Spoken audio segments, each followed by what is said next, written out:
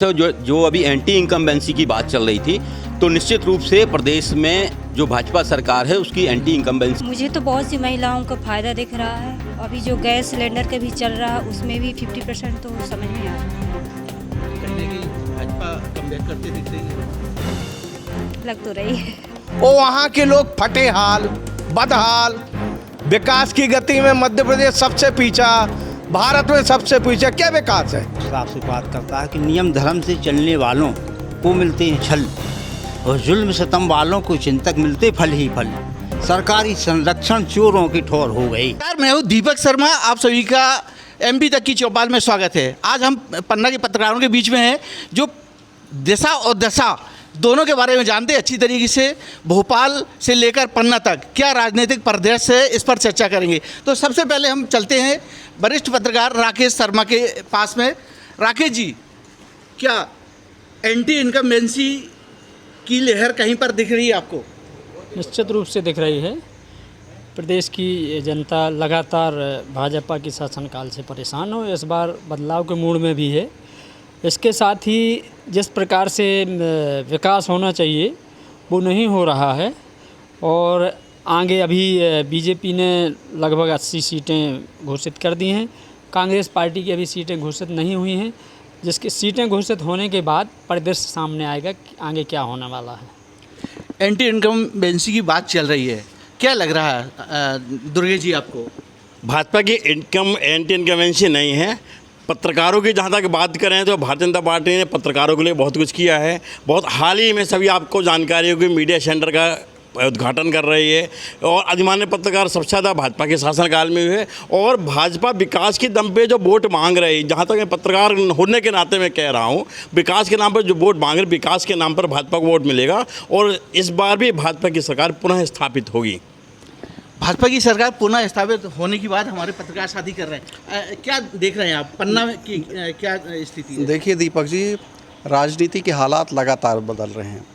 जब कर्नाटक का इलेक्शन आया था उसके बाद जो लोगों के बीच बातचीत के माध्यम से मैं सुन रहा था, उस समय बड़ी एंटी इनकम्बेंसी मध्य प्रदेश में दिख रही थी। लेकिन उसके बाद जैसा कि राजनीति लगातार बदल रही है, उसके बाद मध्य प्रदेश सरकार ने जो कल्याणकारी योजनाएं और ख़ासकर सीधे जनता को पैसा देने की जो योजनाएं शुरू की, जिसमें लाडली बहना योजना है और उसके साथ फिर अदर्स जो फ्री स्कीम्स हैं सीधी स्टार्ट की, और शिवराज सिंह चौहान जी ने, माननीय मुख्यमंत्री जी ने उसका प्रचार किया, तो उससे माहौल में बदलाव आया। लेकिन अब माहौल की जो स्थिति है, आप कहें कि एक साइड चुनाव जा रहा है, ऐसा नहीं। अभी हाल में ही जो सेकंड लिस्ट में 39 सीट्स डिक्लेयर की, उससे ऐसा लगता है कि भारतीय जनता पार्टी की जो आंतरिक स्थिति है, भारतीय जनता पार्टी में कहीं ना कहीं अब अंदर ही अंदर राजनीतिक घमासान छिड़ा हुआ है। इसका परिणाम आपने अभी हाल में जो देखी कि 7 सांसद, जिसमें 3 केंद्रीय मंत्री हैं, 3 केंद्रीय मंत्री बड़े बड़े नेताओं को विधायक जैसे चुनाव में उतारना, कहीं ना कहीं मुझे ऐसा लगता है कि भारतीय जनता पार्टी भले कह रही है, अब वो है स्वयं भारतीय जनता पार्टी चेहरा बदलने के इरादे के साथ है और फिर एक हाल मुझे लग रहा है फिर से राजनीति बदल रही है। क्या लग रहा है आपको? भाजपा कहीं ना कहीं डरी से हुई लग रही है? बिल्कुल। अभी जिस तरह से कॉन्फिडेंस बिल्डअप हुआ था, लेकिन अभी जो लिस्ट आई उससे लगता है कि भारतीय जनता पार्टी डरी हुई है, सहमी हुई है। हमारे बीच में आशीष जी हैं। आशीष जी, क्या स्थिति देख रहे हैं आप? प्रदेश की स्थिति क्या है और पन्ना की भी बताएं, पन्ना में क्या चल रहा है? देखिए, प्रदेश के अंदर मैं तो लगातार भ्रमण पे रहा हूँ। मैंने प्रदेश के विभिन्न ज़िलों में जाके देखा है और जब हम तुलना करते हैं पिछले 18 वर्ष पहले के समय पे जाते हैं और आज जाते हैं, तो हम तुलनात्मक रूप से देखते हैं कि आज विकास हुआ है, चारों ओर परिवर्तन है सड़कों का। क्योंकि जब एक किसी भी क्षेत्र का विकास करना होता है तो अधोसंरचना का बहुत ही महत्व होता है और अधोसंरचना के क्षेत्र में जब हम देखते हैं तो उसमें निर्माण की वो चीज़ें जिन पर जनता का सीधा संबंध होता है, जैसे कि सड़कें, जैसे कि पुल पुलिया, स्कूल, और ये सीधे जनता को लाभ देने वाले होते हैं। रेल लाइन का आना और ऐसे काम हैं ये जो सीधे जनता को लाभ देते हैं और यहाँ पर परिवर्तन होता है। साथ ही साथ मैं एक बात और कहूँगा, विकास एक सतत प्रक्रिया है। स्वाभाविक है, बहुत सारी चीज़ें समय के साथ होती हैं और होती रहेंगी, परंतु और पहले भी सरकारों ने काम किए होंगे, इस बात को भी स्वीकार करने में कोई दिक्कत नहीं है, किए होंगे, परंतु विकास की गति की बात है। आज कंपटीशन का युग है, आपको काम करना पड़ेगा, उसका परिणाम देना पड़ेगा। आप स्वयं किसी भी चीज़ का भूमि पूजन करिए और उसके बाद में उसी का शिलान्यास करिए और उसमें प्रवेश करिए। यहाँ तक पहुँचना, ये स्पीड होना, ये महत्वपूर्ण बात थी और ये भारतीय जनता पार्टी की सरकार में देखी गई। कांग्रेस अभी तक एक भी अपनी लिस्ट नहीं दे पाई है, नहीं आई है, एक भी प्रत्याशी का नाम नहीं आ पाया। क्या लग रहा है आपको, क्यों कांग्रेस डरी लग रही है? देखिए, कांग्रेस डरी हुई नहीं लग रही है, ये बात निश्चित है। जो अभी एंटी इनकम्बेंसी की बात चल रही थी, तो निश्चित रूप से प्रदेश में जो भाजपा सरकार है उसकी एंटी इनकम्बेंसी बिल्कुल निश्चित रूप से है। लेकिन अभी हाल फिलहाल में जो भाजपा ने लिस्ट जारी की है, उस लिस्ट के मुताबिक कांग्रेस अब ये नहीं सोच पा रही कि इन प्रत्याशियों के आगे किन प्रत्याशियों को खड़ा किया जाए। जहाँ तक भाजपा की दोबारा आने की बात है, तो निश्चित रूप से जो योजनाएँ हैं, योजनाएँ लागू की हैं और योजनाएँ धरातल पर भी लागू हैं, इसलिए एंटी इनकम्बेंसी इसमें बहुत कम हो जाती है। भाजपा ने लाडली बहना योजना लागू की है, क्या लग रहा है उससे कितना महिलाओं को फ़ायदा दिख रहा है? एक पत्रकार होने के नाते क्या कहेंगे आप? मुझे तो बहुत सी महिलाओं को फ़ायदा दिख रहा है। अभी जो गैस सिलेंडर के भी चल रहा है उसमें भी 50% तो समझ में आ रहा है। कहीं ना कहीं भाजपा कमबैक करते दिख रही है, लग तो रही है। आप क्या समझते हैं लाडली बहना के मामले को लेकर? देखिए, क्या लग रहा है, क्या लाडली बहना से ये ठीक है, निश्चित रूप से योजना सराहनीय है, लेकिन ये 18 साल तक क्या करते रहे? ये योजना लागू करना थी तो केवल जो अभी चुनाव का समय आया है, लाडली बहना हो, या हमारे एक भाई ने कहा कि पत्रकारों को बहुत सी सुविधाएं दी गई हैं, पत्रकारों की प्रताड़ना पूरे प्रदेश में जग जाहिर है, भारत में पत्रकारों की स्थिति जग जाहिर है, 165वें नंबर पे विश्व में पत्रकारिता की स्थिति। पत्रकार डरा हुआ है। और मैं बात करूं विकास की, जो विकास की बातें की जा रही हैं, विकास अधोसंरचना से होता है। अधोसंरचना क्या कहलाती? रेलवे लाइन और आवागमन के साधन। जिस क्षेत्र में यदि नेशनल हाईवे अच्छी नहीं हो, वहाँ कभी विकास नहीं हो सकता। और यहाँ का यही हाल है। यदि पन्ना का वास्तव में विकास चाहना, पन्ना तो खनिज संपदा से भरपूर है। यहाँ इतनी बड़ी खनिज संपदा है कि ये पूरे प्रदेश को पाल सकती है। क्यों दोहन नहीं करते हैं? यहाँ किम्बल लाइम स्टोन, आपको मालूम हो, एक प्रकृति रहती है स्टोन की, एक नेचर रहता है। जिस क्षेत्र में जो स्टोन पाया जाता है, एक नेचर का स्टोन पाया जाता है। यहाँ किम्बल लाइम स्टोन की 20 किलोमीटर लंबी पाइपलाइन है। 30 बाई 300 के एक पिट पे NMDC 150 साल से काम कर रही है। लाखों कैरेट हीरे निकाल लिए हैं। यदि आप 20 किलोमीटर पाइपलाइन को खोलेंगे तो आप बताइए पन्ना विकास होगा या देश का विकास होगा कि नहीं? लेकिन ये इस देश का दुर्भाग्य, नेताओं को दुर्भाग्य है और इनको डूब मरना चाहिए कि इतना सब कुछ होने के बाद जिस धरती को इतनी खनिज संपदा दी है, प्रकृति ने दी है, ईश्वर ने दी, कुछ भी मान लो, है ना, वो वहाँ के लोग फटे हाल, बदहाल। विकास की गति में मध्य प्रदेश सबसे पीछा, भारत में सबसे पीछे। क्या विकास है? नाली नर्दास है। विकास की बातें आ रही हैं। शिवराज जी 18 साल भाजपा के हो चुके हैं, अगर 1.5 साल और छोड़ दिए जाए, लगभग करीब 18 साल भाजपा ने शासन किया। क्या लग रहा है, कितना विकास हुआ है अभी तक? क्या शिवराज जी दोबारा कमबैक कर पाएंगे? भाजपा के शासन काल में विकास तो हुआ है, लेकिन विकास भ्रष्टाचार की शर्तों पर हुआ है। जिला में हो या कहीं भी हो, सरकार का कर्मचारियों पे, अधिकारियों पे अंकुश नहीं रहा। जितनी तेज़ी से विकास हुआ है, उतनी तेज़ी से जनता भ्रष्टाचार से त्रस्त रही है। सबसे बड़ा कारण ये है। एंटी इनकम्बेंसी जो आप कह रहे हैं, जनता विकास से तो खुश है, लेकिन जनता यहाँ जो भ्रष्टाचार चरम पे रहा है इन 5 वर्षों में, उससे बहुत नाखुश है। आप एक पत्रकार भी हैं और कवि भी हैं। कविता के माध्यम से सरकार को किस नज़रिए से देखते हैं आप? कविता के माध्यम से सरकार को किस नज़रिए से? अभी हमारे पहले शुक्ला जी ने भ्रष्टाचार पर जो बात की कि एक जागरूक जो व्यक्ति होता है वो अपनी जो देखता है, जो सुनता है, उस हिसाब से बात करता है कि नियम धर्म से चलने वालों को मिलते हैं छल और जुल्म सितम वालों को चिंतक मिलते फल ही फल। सरकारी संरक्षण चोरों की ठौर हो गई। इस दिशा में मैं ये कहना चाहता हूँ कि केंद्र की सरकार हो या राज्य की सरकार हो, योजनाओं के नाम पर अरबों रुपया खर्चा होता है प्रचार प्रसार में, और घोषणाएं होती हैं, लेकिन उनका क्रियान्वयन होना चाहिए। इस दिशा में मैं स्मरण कराना चाहता हूं कि भारत सरकार की एक महत्वपूर्ण योजना प्रधानमंत्री आवास योजना, उसमें 2 बिंदु थे, एक थी BLC और एक थी AHP। BLC में काम तो हुआ है कि जिनके पास स्वामित्व है या झुग्गी झोपड़ी है उनको बनाने पैसा दिया गया, लेकिन उसमें एक योजना थी AHP, जो कि AHP योजना पन्ना में उसका खाता तक नहीं खुला, उसका सर्वे भी हुआ। इसी दिशा में मैं राज्य शासन की योजनाओं पर ध्यान आकर्षित कराना चाहता हूं कि बीते 15 अगस्त 2022 को भोपाल से और संदेश वाचन में भी ये बात कही गई थी कि मुख्यमंत्री नगरीय भू अधिकार योजना के अंतर्गत हम आवासीनों को पट्टे देंगे, लेकिन आज तक कोई पट्टे नहीं मिले। तो ये सब चीज़ें जो हैं उसका क्रियान्वयन होना चाहिए। इस दिशा में मैं यही कहना चाहता हूं कि आपने जो कहा कि रचना के माध्यम से कि अनुशंसा के छल से ही छलते गए और हम तो भाषण के भोजन से पलते गए, कितनी बेहतर तसल्ली की बख्शी दवा, दिल तड़पता रहा, दर्द सहते गए और तुमने मेरी हकीकत को जाना नहीं, मर्ज बढ़ता गया, जख्म गलते गए और उनके आने से राहत न हुई दोस्तों, जान जलती रही, अश्क बहते गए और हम भरम के ख्यालों में रहते गए, आश्वासन भाषण में पलते गए और हम गरीबों की मुस्कान तो देखिए, आंसुओं में सभी दर्द बहते गए। अंतिम 2 पंक्तियाँ पूरे विवरण को लेके कि नागों से भी जहरीले कुछ होते हैं देखो इंसान और डसा है इनको जिन नागों ने, चली गई सांपों की जान। अभी कविता के माध्यम से जो दर्द बताया पत्रकार साथी ने, आप क्या समझ रहे हैं? सरकार क्या पत्रकारों के लिए, क्या जनता के लिए कितना क्या कर पा रही है?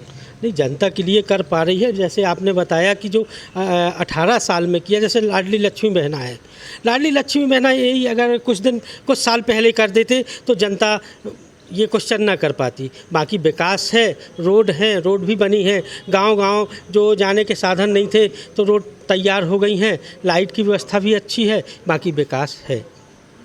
पन्ना के विकास की बात करें तो कितना विकास देख रहे हैं आप पिछले पंचवर्षीय में? चूँकि यहाँ पर जो मौजूदा विधायक हैं वो ब्रजेंद्र प्रताप सिंह और खनिज मंत्री भी हैं, वो काफ़ी कुछ काम कर भी रहे हैं, देख रहे हैं, लेकिन आप किस नज़रिए से देख रहे हैं? पन्ना विधानसभा की बात करें, चूँकि पहले से अभी काफ़ी विकास हुआ है उनके कार्यकाल में, इस चीज़ को मैं मानता हूँ।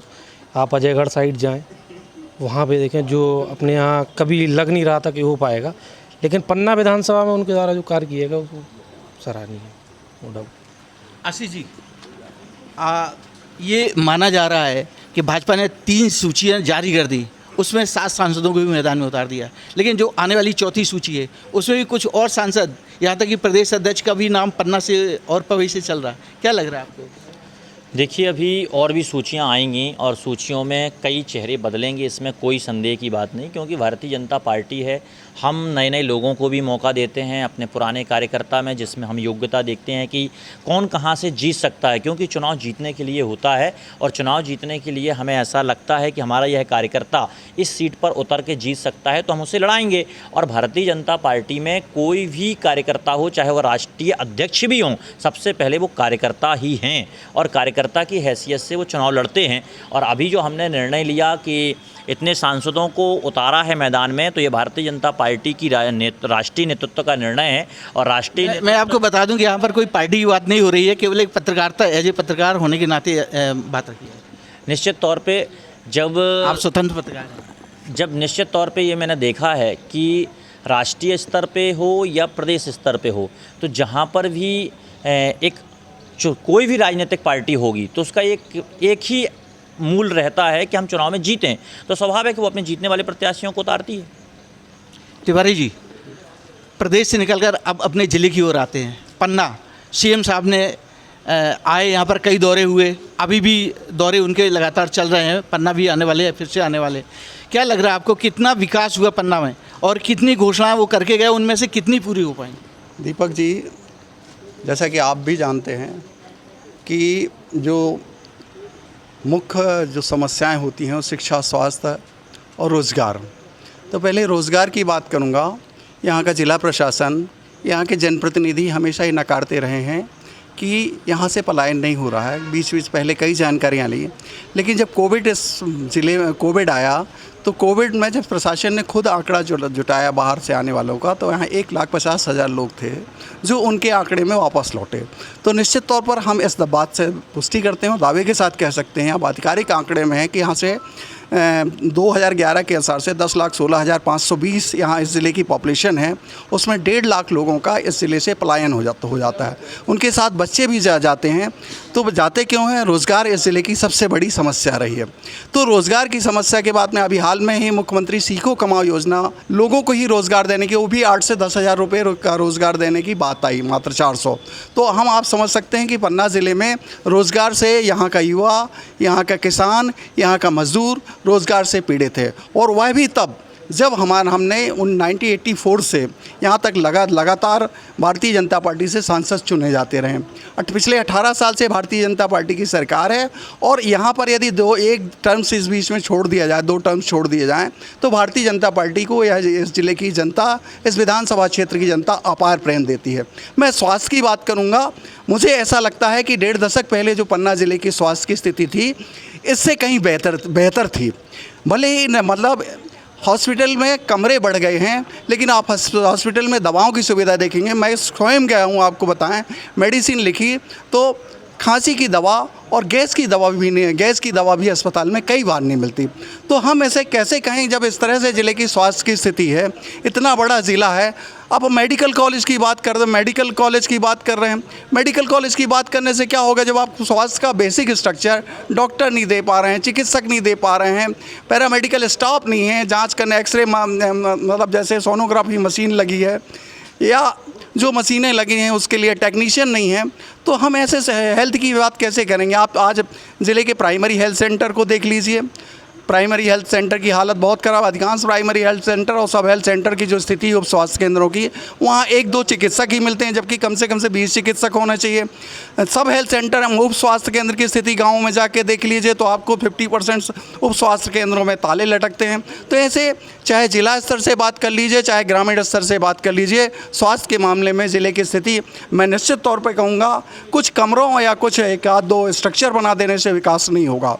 तीसरी बात, मैं शिक्षा की बात करना चाहूँगा आपसे कि ये गवर्नमेंट ने जो शिक्षा की स्थिति है, पन्ना ज़िले में शिक्षा की बेहद ख़राब स्थिति है। अभी एक चौंकाने वाला आंकड़ा आया था, अभी 5वीं से 8वीं, 5वीं की पहली बार एग्जामिनेशंस कराई, तो आपको बताना चाहूँगा कि उसमें 14,000 बच्चे फेल हो गए।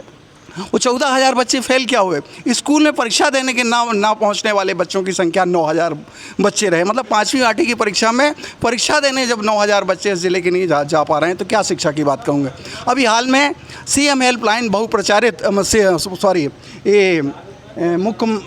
मुख्यमंत्री ये आपके खुले हैं, तो उनकी भी बात मैं करना चाहूँ। CM राइस विद्यालय की, तो CM राइस विद्यालय के में आप जाकर देखेंगे तो CM राइस विद्यालय में टीचर की स्थिति, पढ़ाएगा कौन?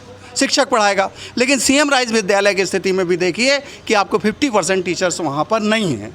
दुर्गे जी, अब बेरोजगारी की समस्या तो ज़िले में महसूस कर रहे हैं, जनता से भी फीडबैक आ रहा है, जो देख रहे हैं, क्या लग रहा है आपको, किस तरह से आप देख रहे हैं इसको? देखिए, और पलायन भी हो रहा है इस पर। निसंदेह सरकार की योजनाएं पलायन को रोकने में साबित हुई हैं। सीमेंट फैक्ट्री का आना ज़िले में रोजगार की समस्या को समाप्त करती है। सीमेंट फैक्ट्री के साथ साथ अन्य लेकिन जो सीमेंट फैक्ट्री लगी उसमें स्थानीय लोगों को रोजगार नहीं, जहाँ तक मेरा अनुभव है, जहाँ तक मेरा मानना है कि स्थानीय लोगों को अनुभव मिला, स्थानीय लोगों को प्रवेश हुई, लेकिन स्थानीय लोग वहाँ पर काम नहीं कर पाए। स्थानीय लोगों को फिर काम न करने के बाद फिर बाहर गए। लेकिन सबसे प्रायोरिटी स्थानीय लोगों को दी। किसी भी फैक्ट्री के अधिनियम में होता है कि हम प्रायोरिटी स्थानीय लोगों को देंगे। स्थानीय लोगों को उसमें मौका मिला है, और जहाँ तक मैंने कुछ सर्वे किया था तो 50 से 60% लोग वहाँ स्थानीय लोग काम कर रहे हैं। जब स्थानीय लोग काम करने से मना करते हैं तो फिर बाहर के लोगों को कॉन्ट्रैक्ट बेसिस में लाना पड़ता है। बेरोजगारी धीरे धीरे समाप्त सरकार कर, पलायन है नहीं ज़िले में, पलायन कुछ संभावित स्थिति धीरे धीरे कम हो रहा है। पूरा नहीं कहूँगा, लेकिन धीरे धीरे सरकार की योजनाओं के कारण कम हो रहा है। हाँ, पन्ना ज़िले में एक जो डायमंड फैक्ट्री है चल रही है NMDC, वो लंबे समय से बंद पड़ी है। किस नज़रिए से देखते हैं मुकेश जी आप?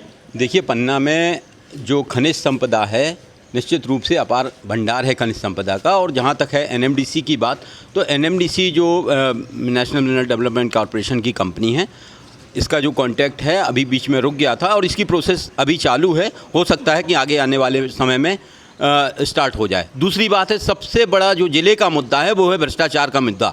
यहाँ पर भ्रष्टाचार इतना ज़्यादा फैला हुआ है, अधिकारी मस्त हैं, जनता त्रस्त है। और जहाँ तक अधिकारियों की बात है, पूरे तरीके से अधिकारी निरंकुश हो गए हैं और भ्रष्टाचार चरम सीमा पर है। ये सबसे बड़ी ज़िले की समस्या है। राकेश जी, भ्रष्टाचार जिले की समस्या है, आप किस नज़रिए से? पन्ना ज़िले में अराजकता की स्थिति है। आप खुद महसूस करते होंगे, कभी किसी अधिकारी को फ़ोन लगाते हैं तो उठाते नहीं हैं, मिलने जाते हैं तो आधा घंटा बिठाते हैं, आप बात करने बैठते हैं तो वो पानी का बहाना लेके या फाइल लेके भाग जाते हैं, तो वो किसी मुद्दा पे बात ही नहीं करना चाहते। जो आम आदमी है, कोई काम लेके जाता है, कोई सुनने वाला नहीं है। बहुत बुरी स्थिति है। रोज़गार के नाम पर भी यहाँ पर सीमेंट फैक्ट्री खोली गई, लेकिन उसमें स्थानीय लोगों को कोई रोज़गार नहीं दिया गया। रही बात शिक्षा स्वास्थ्य की है, तो स्ट्रक्चर तो बना दिए जाते हैं, लेकिन उनमें मास्टर नहीं है, डॉक्टर नहीं है। केंद्रीय विद्यालय जैसी संस्था में यहाँ पे मास्टर नहीं हैं, कई विषयों के, अंग्रेजी का नहीं है, फिजिक्स का नहीं है। इतनी बड़ी संस्था होने के बाद वहाँ नहीं है, फिर क्या स्थिति होगी? कौन जिम्मेदार, किसको मानते हैं आप? अभी बात जो आई है कि मुद्दों पर कोई बात नहीं सुनता। इस प्रदेश में विशेषकर 2 दलों की सरकार रही हैं और उन दलों की सरकारों का क्या उत्तरदायित्व है। मैं आपके हिंदी काव्य में राजनीति पर मैंने एक पुस्तक लिखी है, मुझे उसकी एक रचना याद आ रही है साहब, कि सिवा आश्वासन के तुम क्या दे सकते इंसान को। हर एक शख्स समझता है मतलब भरी जुबान को, और सत्ता का उत्तम पद पाकर तुमने भ्रष्टाचार किया, ऐसे भूखे खा बैठे तुम रक्षा के सामान को। कि सिवा आश्वासन के तुम क्या दे सकते इंसान को, और सत्ता का उत्तम पद पाकर तुमने भ्रष्टाचार किया। ये सब चीज़ें हैं कि जो चल रही हैं, और मुद्दे जो होते हैं उनसे लोग भटक जाते हैं। यहाँ पर जो अगली भाजपा की सूची चौथी आने वाली है, उसमें संभावना व्यक्त की जा रही है कि सांसद भी पन्ना से या पवई से लड़ सकते हैं। उनके अगर वो यहाँ पर आते हैं, क्या स्थिति होने वाली है? वैसे तो ये कहना गलत है कि सांसद यहाँ से लड़ेंगे, क्योंकि वो प्रदेश अध्यक्ष हैं और प्रदेश अध्यक्ष होने के नाते वैसे उनको यहाँ से टिकट ना मिलेगी और ना वो लड़ेंगे। और कहने का मतलब ये है कि हमारे जो अभी प्रेजेंट में विधायक हैं, मंत्री जी भी हैं, वो इतने सक्षम हैं कि वो यहाँ से उनकी जीत निश्चित हो, वो जीत सकते हैं। लेकिन ये राजनीतिक मुद्दा है, हम इस बात पे नहीं जाना चाहते हैं। हम ये बताना चाहते हैं आपको, चूँकि आप भी पत्रकार हैं, बहुत से लोगों ने अपनी अपनी बात रखी। यहाँ अधिकांश समय पर भाजपा की सरकार और भाजपा समर्थित विधायक रहा है, और पन्ना की जो आज दुर्दशा है, निश्चित रूप से बहुत पैसा आया, लेकिन 80% भ्रष्टाचार की भेंट चढ़ गया। पन्ना की चाहे नगरों की बात हो, पन्ना की चाहे स्मार्ट सिटी की बात हो, चाहे कोई भी योजना हो, जितनी भी योजनाएं आई, सारी योजना भ्रष्टाचार के भेंट चढ़ गई। ऐसे ऐसे कलेक्टर यहाँ आए कि जो भ्रष्टाचारों की रिकॉर्ड तोड़ दिए जिन लोगों ने। अब आप क्या आशा करेंगे पन्ना से, क्या आशा करेंगे यहाँ के लोगों की? जहाँ तक आपने ये बताया कि यहाँ सीमेंट फैक्ट्री जो मिली, तो उससे केवल बीमारियाँ मिली, उससे केवल धूल मिली, उससे केवल धुआं मिला, और पन्ना के लोगों के नसीब में धूल और धुआं ही है। अभी आप एक बहुप्रतीक्षित आपने बात सुनी होगी, कैन बेतवा लिंक परियोजना। कैन बेतवा लिंक नहीं है, कैन नदी से बेतवा नदी को भरना है। कैन का पानी बेतवा को और उत्तर प्रदेश के लोगों को जल के लिए और सिंचाई के लिए और अन्य साधनों के लिए उपयोग करेगा। यहाँ का आदमी बूंद बूंद पानी के लिए मोहताज हो जाएगा। ये है यहाँ विकास। स्मार्ट सिटी के नाम पे करोड़ों रुपए भ्रष्टाचार के भेंट चढ़ गए। ये है यहाँ का विकास।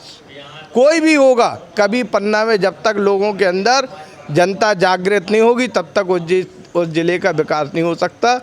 और ये कहना बेईमानी है। यहाँ पलायन है, बेरोजगारी है, और आप आंकड़े उठा के देख लो, पन्ना मध्य प्रदेश में सबसे पिछड़े ज़िलों में अंतिम पायदान पर है। क्यों है? यही कारण है, भारत में अंतिम पायदान पर है। यहाँ चाहे स्वास्थ्य व्यवस्था हो, चाहे अंधत्व हो, चाहे डेंगू का प्रकोप हो, ऐसी कोई बीमारी नहीं है जो पन्ना में ना हो। ऐसी किसी भी बीमारी का ऐसा नहीं है कि पन्ना पैसा ना आता हो। हर योजना का पैसा आता है, सब भ्रष्टाचार के भीड़ चढ़े। सबसे ज़्यादा कोड़ी मिलेंगे यहाँ, सबसे ज़्यादा अंधे मिलेंगे यहाँ, सबसे राकेश जी बात करें मुद्दे की, चूंकि चुनावी साल है और चुनाव सर पर है, क्या ऐसे ज्वलंत मुद्दे हैं जो चुनाव राजनीति में हावी होंगे यहाँ पन्ना की राजनीति? बिल्कुल मुद्दे हावी होंगे और यहाँ के लोग अपनी मन लगाकर अपना भला देखकर वोट देंगे और आगामी चुनाव में यहाँ बदलाव होगा। आप किस तरह से देखते हैं? बनती है जब भी कोई गरीबी की योजना और राहत के नाम होती है आहत की योजना कि भूखमरी कल से हड़ताल पर जा रही है और गरीबों को चिंता नहीं खा रही है। आटा भी महंगा है, चारा भी महंगा, ये बाड़ी भी देखो फसल खा रही है और जुल्म व सितम की आंधी तो देखो, शराफत की धज्जी उड़ी जा रही है और गटर पर गुजारा भी मुश्किल है चिंतक। यहाँ भी कोई योजना आ रही है, यहाँ भी कोई योजना आ रही है, उम्मीद के कहना सभी लोगों के पास है। दुर्गा जी, मैं आपसे जानना चाहूँगा, यहाँ से चूँकि पन्ना की बात करें तो पन्ना से जो मौजूदा विधायक है ब्रजेंद्र प्रताप सिंह जी, वो यहाँ पर प्रदेश के मंत्री भी है, कितनी उम्मीदें हैं उनसे? क्या उनकी कोई 5 योजना आप गिना सकते हैं जो उन्होंने बेहतर काम की हो? जी दीपक जी, मैं आपसे कहता हूं, दावे के साथ कह सकता हूं, पत्रकार के नाते कह सकता हूं, स्थानीय ब्रजेंद्र प्रताप सिंह ने जितने काम किए हैं निश्चित ही आज से 5-7 साल में इतने काम नहीं हुए हैं। और जो आप 5 योजनाओं की बात करें, मैं ऐसे 500 योजनाएं उंगली में गिनता हूं, जिसे 1-2 गिनता हूँ, ऐसे उंगली में गिनता हूँ जिन्होंने काम किए। और यदि मैं ताज़ी योजनाएँ आपको कह दूँ, सबसे बड़ी आपको बता दूँ, यदि हम पन्ना से अजयगढ़ जाते हैं तो रोड बनवाई उनके द्वारा बनवाई हुई है। बृहस्पति कुंड पर्यटन स्थल में यदि पन्ना के लोगों को रोजगार मिलेगा पर्यटन में, तो अभी बृहस्पति कुंड में उन्होंने टूरिज्म का निर्माण के लिए लोक निर्माण किया है। और उनकी सबसे अच्छी एक आदत है कि जब वो भूमि पूजन करते हैं तो उसका शिलान्यास भी करते हैं और उसमें पैसे लाकर काम आगे ठेकेदार को भी सौंपते हैं। ऐसा नहीं कि केवल घोषणाएं करते हैं, वो घोषणा भी नहीं है। निश्चित पन्ना की जनता जानती है, पन्ना यहाँ तक विपक्ष ही मानता है कि जितने काम ब्रजेंद्र प्रताप सिंह जी ने किए उतना आज तक किसी मंत्री ने नहीं किए और वो सराहना करते हैं। और मैं पुनः कहूँगा कि पन्ना की जनता के दिल में राज करने वाला कोई नेता है तो ब्रजेंद्र प्रताप सिंह है। आशीष जी, देखा जाए तो जो हीरा खनन परियोजना है या पन्ना का डायमंड कार्यालय है, उस पर पिछले साल की तुलना में देखा जाए तो मात्र 25% लोगों के पट्टे बने हैं।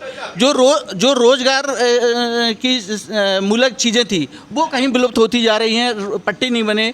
और किस तरह से देखते हैं? देखिए, पन्ना के अंदर रोजगार के अवसर हैं और लगातार अगर आप देखेंगे, आंकड़ों को देखेंगे तो जब स्वरोजगार योजनाएं संचालित की गई तो स्वरोजगार योजनाओं के अंतर्गत सबसे अधिक यदि कहीं पर नए युवा लोगों को लोन मिले हैं, ऋण मिले हैं, तो वो पन्ना के अंदर मिले हैं। दूसरी बात, नए रोजगार के सृजन के लिए नए काम कुछ करने पड़ेंगे। जैसे कि आज बृहस्पति कुंड के लिए एक पर्यटन स्थल के रूप में डेवलप करने की बात चली और उस पर काम हुआ, तो निश्चित है कि जब बाहर के लोग आएंगे तो उधर पर उसका और विकास होगा और कुछ नया होगा इस जिले के लिए। किशोर जी मंदिर के लिए भी जब जुगल किशोर जी के लोक का गठन होगा, लोक बनेगा, उस लोक को देखने के लिए लोग आएंगे, तो आज आमदनी पन्ना की बढ़ने वाली है। और ऐसे मैं देख रहा हूँ कि पन्ना के अंदर जो दार्शनिक स्थल थे, प्रकृति से जुड़े हुए स्थल थे, उन सभी को डेवलप करने का काम माननीय विधायक ब्रजेंद्र प्रताप सिंह जी ने किया है। ये उनका एक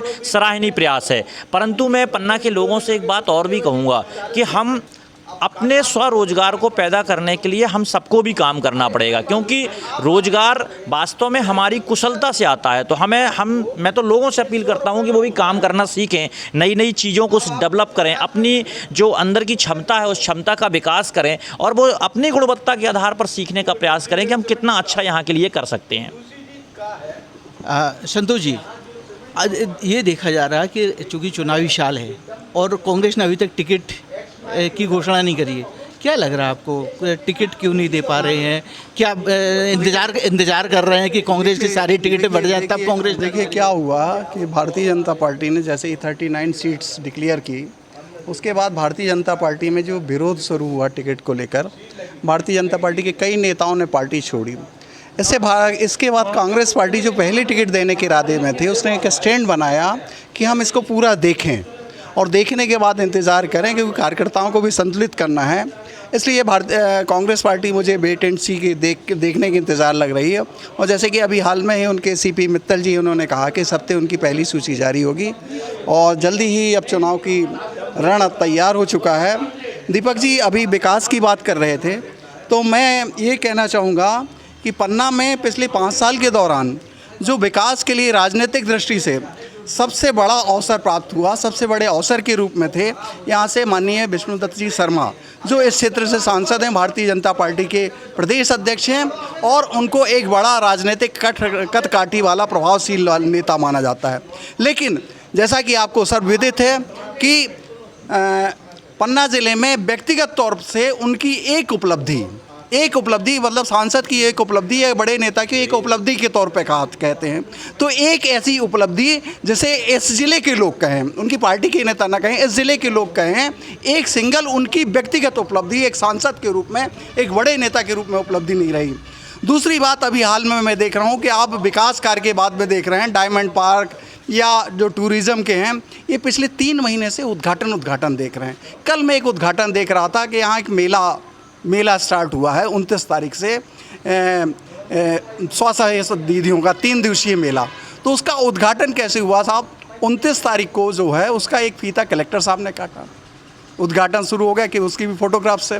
30 तारीख को उसका माननीय मंत्री जी उद्घाटन करते हैं। तो एक चीज़ एक बार कलेक्टर उद्घाटन करते हैं, एक बार मंत्री उद्घाटन करते हैं। इसी तरह प्रदेश की स्थिति है कि मुख्यमंत्री एक साथ कई उद्घाटन कर जाते हैं और माननीय मंत्री जी बार बार उसका उद्घाटन, उसके लगातार उद्घाटन करते हैं। इस तरह से बार उद्घाटन से, लेकिन जो रिजल्ट है, डायमंड पार्क है क्या? नहीं है। और ऐसी कौन सी उपलब्धि आज 4 साल में जिसको हम एक उपलब्धि मतलब वो चीज़ आ गई हो, उसका लोगों को फ़ायदा मिल रहा है। लेकिन ट्रेन तो आ गई, क्या रही है काम? ट्रेन चल रही क्या चल रही? मतलब मैं कह रहा हूँ कि ट्रेन में किसी ने सवारी की क्या? ट्रेन कब? 2003 से ट्रेन की बात चल रही है, 2003 से लेके 2023 चल रहा है। 20 साल में पन्ना से 70 किलोमीटर है, सतना से पन्ना तक रेल नहीं आ पाई। तो ये लगातार उद्घाटन हो रहे हैं। अब लेकिन उसका जनता का इन सालों में फ़ायदा क्या हुआ, मैं पूछ रहा चाहूँ। अब रोड बताइए, पहाड़ी केरा शुरू हो गया कि 4 महीने की गारंटी थी, मुझे तो नहीं लगता कि दो साल में वो रोड तैयार हो जाएगी। एक्सीडेंट हो रहे हैं, दुर्घटनाएं हो रही हैं। इस तरीके का आप कोई काम स्टार्ट करते हैं तो उसमें आपकी निगरानी होनी चाहिए। भ्रष्टाचार ज़िले में चरम पर है, मतलब आप अफसरशाही देखें किसी कार्यालय में, हर जगह कमीशनखोरी है, भ्रष्टाचार है। भ्रष्टाचार को कोई रोकने वाला नहीं। जो अफसर काम करना चाहते हैं वो अफसर इस ज़िले में रह नहीं पा रहे हैं। डायमंड यहाँ निकलता है, हीरा निकलता है, लेकिन हीरे कार्यालय की स्थिति देखी जाए तो कर्मचारी बहुत कम हो गए, जो रिटायर हो रहे हैं, दोबारा भर्ती नहीं हो रही। आज केवल 3-4 कर्मचारियों के दम पे हीरा ये सब चल रहा है। तो किस नज़रिए से देखते हैं आप? पट्टे भी देखा जाए तो पिछले सालों की तुलना में पट्टे भी कम से कम ज़्यादा 30% बने हैं। मेरे पत्रकार साथी जो कह गए हैं कि पन्ना में रेलवे स्टेशन का उद्घाटन हो चुका है और बहुत जल्दी, चूँकि रेलवे स्टेशन का उद्घाटन होने का ऐसा नहीं कि रेल तुरंत आकर दौड़कर चली जाएगी। उनको मैं बताना चाहता हूँ कि रेलवे स्टेशन का उद्घाटन हो चुका है और जो रेलवे स्टेशन बन रहा है वो विश्वस्तरीय रेलवे स्टेशन बन रहा है। दूसरा विषय उपलब्धि वो कहते हैं पन्ना में एग्रीकल्चर कॉलेज के खुलना, जहाँ 300 बच्चे आकर पढ़ेंगे, यहाँ पर घूमेंगे, खाएँगे, पिएँगे, घूमेंगे। ये पन्ना के लिए एक बहुत बड़ी उपलब्धि है। अब इसके बाद यदि आप हीरे की बात करते हैं तो पन्ना में बहुत जल्दी ही डायमंड पार्क की घोषणा हो चुकी है। पन्ना में डायमंड पार्क स्थापित होगा। हीरे कार्यालय की बात करते हैं तो पन्ना में हीरा कार्यालय के हीरे कर्मचारियों की अनुशंसा की गई। बहुत जल्दी कर्मचारी आपको हीरे कार्यालय में उपस्थित मिलेंगे। और जहाँ तक पन्ना में हीरा व्यवसाय की बात है तो इसकी बहुत बड़ी तैयारी चल रही है और बहुत बृहद स्तर में एक काम चल रहा है। आशीष जी, देखा जा रहा है कि भाजपा में कुछ अंतर कर देखी जाए, हालांकि कांग्रेस में भी है, लेकिन पन्ना की बात अगर कर लें, कुछ मेरे लिए काफ़ी उपेक्षित महसूस कर रही हैं अपने आप को। क्या लग रहा है आपको, किस नज़रिए से देखते हैं आप? ब्रजेंद्र सिंह मंत्री अगर इनको टिकट मिलती है, किनको टिकट मिलेगी आपके नज़रिए से? देखिए, भारतीय जनता पार्टी में टिकट की स्थिति तो लास्ट तक नहीं बोली जा सकती, क्योंकि भारतीय जनता पार्टी का जो मैंने पिछले चुनाव का हाल देखा कि ब्रजेंद्र प्रताप सिंह जी की टिकट पवई से हो गई थी, फिर उन्हें अचानक पन्ना आना पड़ा। तो टिकट तो कभी भी कहीं भी किसी को भी मिल सकती है। और जहाँ तक मेरा मानना है कि क्या सांसद भी आ सकते हैं इधर पन्ना? देखिए, भारतीय जनता पार्टी का शीर्ष नेतृत्व अगर आदेश करेगा तो वो भी लड़ेंगे, उसमें कोई बड़ी बात नहीं है। वो और कहीं से भी लड़ सकते हैं। मध्य प्रदेश के अंदर और भी जगह उन्हें चिन्हित किया जा सकता है, लड़ाया जा सकता है। तो ये तो वो भाजपा के प्रदेश अध्यक्ष है, क्या उनको विधानसभा चुनाव लड़ना चाहिए? क्या लग रहा है आपको एक पत्रकार की दृष्टि से? देखिए, चुनाव लड़ना या नहीं लड़ना ये तो उनका स्वयं का निर्णय होगा और साथ ही साथ जिस पार्टी में वो पदाधिकारी हैं, पार्टी का शीर्ष नेतृत्व तय करेगा कि चुनाव किसको लड़ाना कि नहीं लड़ाना। परंतु मैं ये कहूँगा कि जो मैंने अभी तक अनुभव किया कि प्रत्येक राजनीतिक दल केवल जीतने वाले कैंडिडेट को ही उतारती है और मुझे ऐसा लगता है कि पन्ना से भी जो जीतने वाला कैंडिडेट होगा उसी को उतारेंगे। चिरोले जी, हाँ, किस नजरिए कुल से मिलाकर चुनाव के नज़रिए की बात जो आप कर रहे कि ने कछु कर गए और ने कछु धर गए, दिलासा दिलैखा दे गए, और वोट के लाने सभी वे आए और झंडा झंडी संग में लाए और हमको पंपलेट टोंगा गए, दिलासा दिलाई को दे गए। कि अभी रेल की जो बात चल रही थी उस पर मैं कहना चाहता हूँ कि रत्नगर्भा पन्ना की धरती हमें तो प्यारी लगती है, क्योंकि जनमानस के हीरा इसकी कोख उगलती है। और रेल मार्ग में अड़चन थी तो मार्ग हवाई क्यों तोड़ा, सकरिया में हमारा हवाई अड्डा था कि रेल मार्ग में अड़चन थी तो मार्ग हवाई क्यों तोड़ा, अलग जगा दे चिंतक जनता। बात ये हल हो सकती है कि अंधेरों से लड़ने का वादा तुम्हारा, मगर पास माचिस की तीली नहीं है और सूरज की मुतलक मदद न मिलेगी, ये सब जानते हैं, पहेली नहीं है। और दिमागी अंधेरे मिटाओ तो जाने, ये दुनिया को बस स्याह दिन बांटते हैं और सगी दोस्ती रात रानी से इनकी बहन रोशनी सी सहेली नहीं है। मुकेश जी, यहाँ पर जो पवई में देखा जा रहा है वो कांग्रेस में काफ़ी अंतर कला देखी जा रही है, किस नज़रिए से देखते हैं? मुकेश नायक जी का विरोध हो रहा है वहाँ पर, ये कांग्रेस में शुरू से ही अंतर कलह था, लेकिन जो मुकेश नायक जी का विरोध किया गया है तो मेरा मानना ये है कि नहीं करना चाहिए इन लोगों को। एक ही पार्टी के आप दूसरों के यहाँ जाके आप ये बता रहे हो कि हम एक हैं, और आपका ही ऊपर का नेतृत्व आता है और आप उनके सामने ये दिखा रहे हैं कि हम एक, तो कहीं से नहीं है, तो जनता पे क्या असर पड़ेगा? आप जनता से क्या बोलेंगे कि हम एक हैं? आप खुद एक नहीं हो पा रहे हैं, किस बेस पे आप बोलेंगे कि हम एक हैं, हम आपको न्याय दिलाएंगे, हम आपकी सेवा के लिए आ रहे हैं, हम आपसे यहाँ पे जीत के आपके लिए कोई काम करेंगे? कैसा? मुकेश जी, पन्ना जिले में 3 विधानसभाएं हैं, क्या प्रदेश से देख रहे हैं आप? कितनी सीटें आप कांग्रेस और भाजपा? देखिए जब तक सीटें विधानसभा के उम्मीदवार आ नहीं जाते हैं तब तक ये कहना बिल्कुल उचित नहीं होगा कि कौन सी सीट जीतेगी या कौन सी नहीं जीतेगी। जहाँ तक रही अंतःकलह की बात, तो कांग्रेस में निश्चित रूप से बहुत बड़ी अंतःकलह है और ये पूरा प्रदेश जानता है, क्योंकि प्रदेश में जो मुद्दे थे उन मुद्दों को भुनाया नहीं है कांग्रेस ने। सबसे बड़ी कमी कांग्रेस की ये रही है। रही भाजपा की बात, तो भाजपा निश्चित रूप से अभी उनकी तीसरी और चौथी सूची जारी होनी है, इसके बाद ही ये आकलन लगाया जा सकेगा कि पन्ना की 3 विधानसभाओं में कौन कौन से कैंडिडेट आएंगे या नहीं आएंगे। टिकट की टेंशन दोनों दलों में है, देखना है किसका तीर निशाने पर बैठता है। दीपक शर्मा, MP तक, पन्ना।